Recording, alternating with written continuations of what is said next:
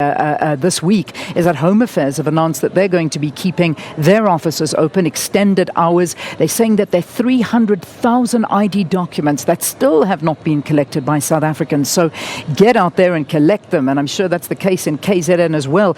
Let's chat to Mlungisi Khumalo, Phongolo in KwaZulu-Natal and find out how things are going there. Good morning to you, Mlungisi.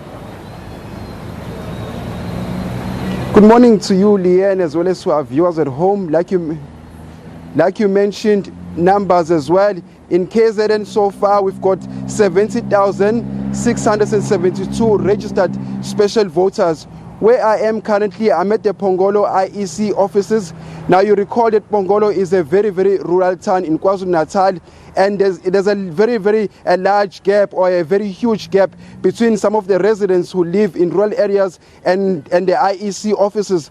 Now, we understand that currently in this particular area where I am, they've got over 80 voting stations so far, and we also understand that they've got over 2,000 special votes. Those will be conducted here today, and among those very special votes, we also understand there's over 600 people who will be making their way to the Phongolo IEC offices to cast their special votes. Among those people is the IEC officials, municipal officials, as well as government officials. And we also understand as well, not so far from where we are, there is the Kolela border gates, rather. Now, this is the border gates between Swaziland and South Africa. Now, the IEC is going to make their way to that part of the country where they are going to ensure that our soldiers, the people that protect our country, are also given their special votes. So come the 8th of May, they will not vote, but instead are going to be looking after the borders. And we also understand that most of the people also that will be casting their special votes are the elderly, as well as people that cannot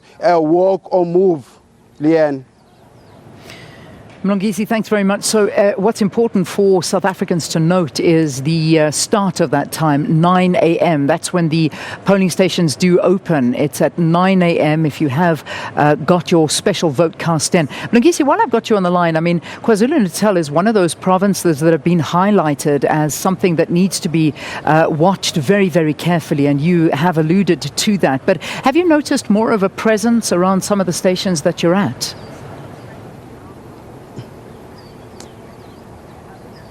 Okay, now, Leanne, no, really I have not, but all I understand is that when the Minister of Police, Phongolo, was here just to brief the media on the readiness of the coming national votes, he did allude to the mere fact that police will be out in their numbers. Now, from my understanding, I understand that so far we've gotten word that some of the residents from Ndwete, which is not far from where we are, in fact, which is much more close to Durban, some of the residents have actually blockaded some of the roads, and they've promised that they are not going to vote unless government adheres to some of their demands. I mean, some of the demands, they're saying that they want better houses.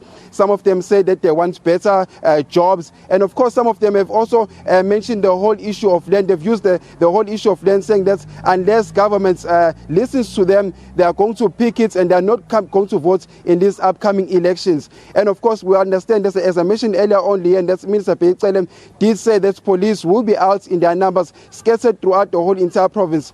Now, you also understand that KwaZulu-Natal is a province which is known for political killings. Since the year 2014, a lot of politicians have been killed in this province. So those are some of the aspects that the police of KwaZulu-Natal will be trying to look at.